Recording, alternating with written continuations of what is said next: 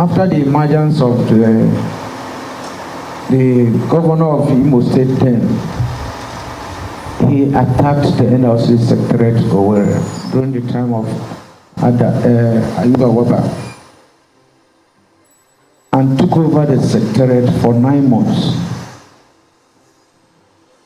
Mobilized thugs in our Secretariat in Owerri. And the state chairman of the NLC then had to abandon his position and ran away from Imo State. And then we were looking for who will take position of NLC chairman. And then somebody of the vice started acting. The NLC sent a delegation to Imo, headed by Comrade Nasiru, the current Kebbi State governor, to reach some understanding with the governor there. And on the basis of that, he vacated the secretariat of the NLC, but before then, nothing is there now. He destroyed all seats, all computers, every document there, including photographs, files, documents, belonging to NLC were destroyed by thugs sent by Hope Uzodema. The secretariat was constructed and donated to the NLC by Roger Sokocha, his predecessor, but he destroyed it. After vacating the office, we continued to engage him.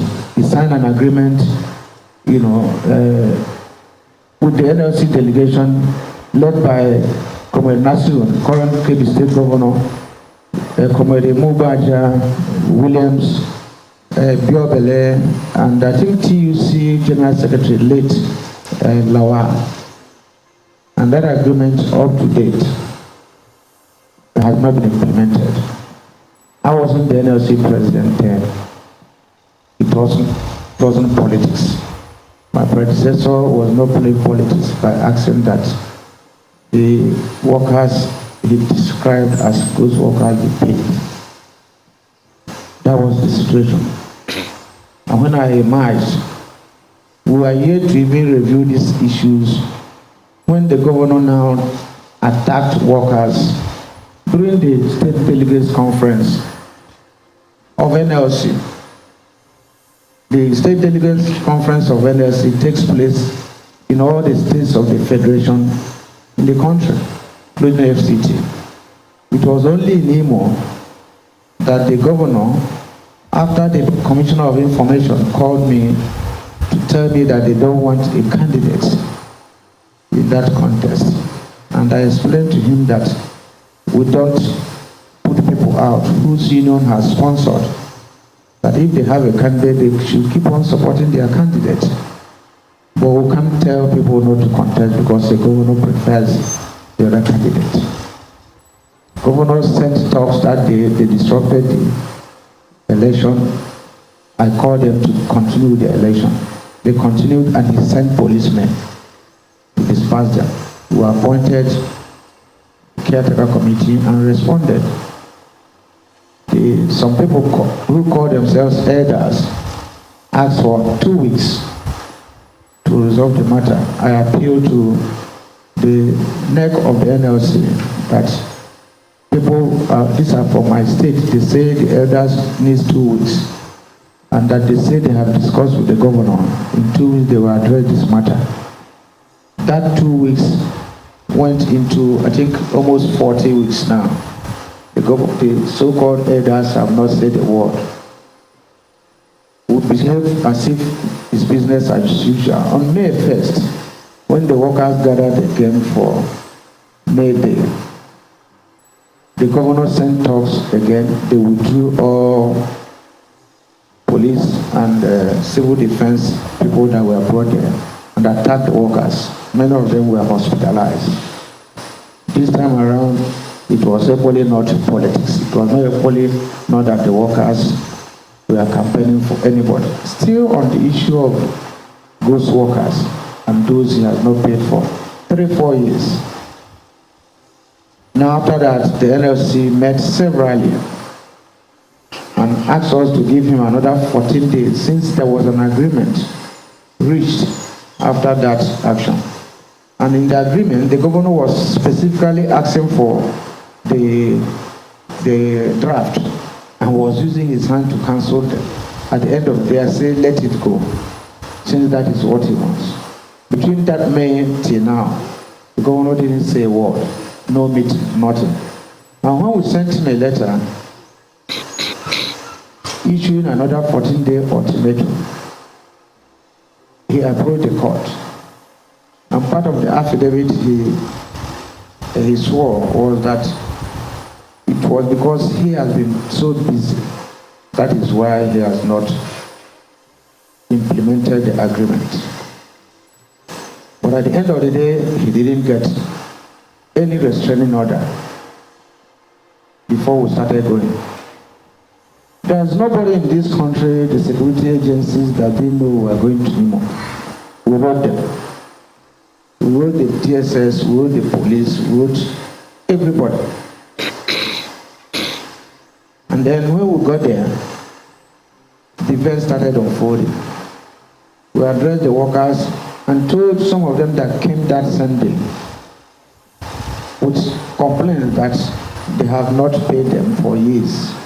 And we said that will happen tomorrow. Ask all the people they were owing to come out, since the governor was saying he has paid everybody, so that we can assemble them for the governor to see the thousands of people, assuming he was not aware. It was in the event of doing that the following day that we got a report that workers that arrived as early as 7 a.m. were beaten up, their properties, their belongings, their phones seized. Some of them with broken eyes. It was because of that around 9 that I went there with the assistance of about 20 security personnel. I was in the secretariat of the NLC and called some journalists to join, and then some of the officials of the NLC, so that we can address the press on the situation in Imo. It was then that the police led other people, those uniform, mufti, and they came and we drew about 20 security personnel that were there, we cried to, guiding us. And then the policeman arrested me and handed me over to talk. One of his small, I don't know whether that one is sergeant or inspector, said, "Okay, why don't you take him? Don't hand him over to these people." He shouted on the sergeant also and said, "Come on, shut up." And that was how they dragged me on the floor, took me to this boss Imo, and about 7 people. I can't explain the beating, but they tied my nose, tied my eyes, tied everywhere, and they were hitting me with all manner of documents. And they were asking me why I was challenging hope, that I should say my last prayer, and that they were taking me to call it Joaba River. That's where they would throw me. That was in the process. I didn't know how the same people carried me to police headquarters, the talks with their boss, and brought me down there. And the police people were standing outside as if they are waiting for a common criminal. But that wasn't the end of my journey. When I got there, they transferred me to another boss, to where they call Tiger Base. It was there that they brought out even what they call court order and started interrogating me. There I gave statement. Even in the pens, I was pleading that I need to take some medical attention. They interrogated me for hours. I think it was in that process that they got a call and took me to the office of the Commissioner of Police, who now ordered that I should be taken to police hospital. The rest is now story. Gentlemen, That is exactly what happened in Imo, that I find myself here now, and I think we'll give glory to the Almighty God. I wouldn't know what other report, but whosoever has been collecting the money of Imo workers and calls himself elder and is eating that money, is eating blood money. Whosoever is keeping quiet, whosoever is writing any trash on top of the workers, some have died. There is a case where a man and a husband died, both teachers. Nobody has paid him a dime, on and on. The governor in his statement yesterday said, I've never come to maybe greet him as my governor. I have never gone to see any governor in my state up to this moment, and I will not. You can't be owing workers and I'll be seen, coming to sneak in and out with you. And then the next thing people will say is that he has compromised. Ikejo Hakim was there, Ruta Sokocha was there, Chikudemo, and find out from them. I don't go there. Same thing everywhere. So I don't think whether that should be an offense, for him. And he said, I'm playing local politics. I don't know the one that is local politics. I'm not a card-carrying member of any political party in Nigeria. And as a governor, he should be in the position of some classified information, to say Ajaero is a member of PDP, Ajaero is a member of APC. Just as said here, I've attended 2 rallies in my life. One was that of Adam Soshomoli, who happened to be APC. And the other one, Nasiru in Kebbi, which happened to be APC. I've attended 2 inaugurations in my life. The same way in Edo for APC, and the same way in Kebbi for APC governor. So I don't understand what is meant by playing politics or political game. But I thank God that I'm alive today. And whosoever has diverted the workers' money, wherever it might be, has diverted blood money and has attracted generational costs. The same thing with those justifying it, either through their write-up or whatever. So gentlemen, I don't want to be emotional about it. That's why we are today, and I've come to tell you that I'm alive here today, at least to narrate my story. Thank you very much, Thomas. Thank you, Comrade President. Well, gentlemen of the press, we had to go against his medical orders to make sure he got here to those that are used to what we do, so that he will see that he's alive.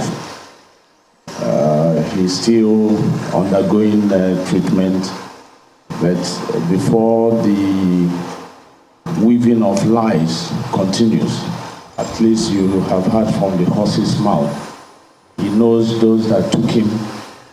He knows where they took him to. He knows what they did to him. The medical reports have some direction as to the impact of what he went through. So clearly, that is the situation. Acting chair of LACAN, I'm not sure you will subject a sick man to cross-examination or over the interrogation. But for clarity, he will be willing to give clarification to any questions that are still agitating people's minds.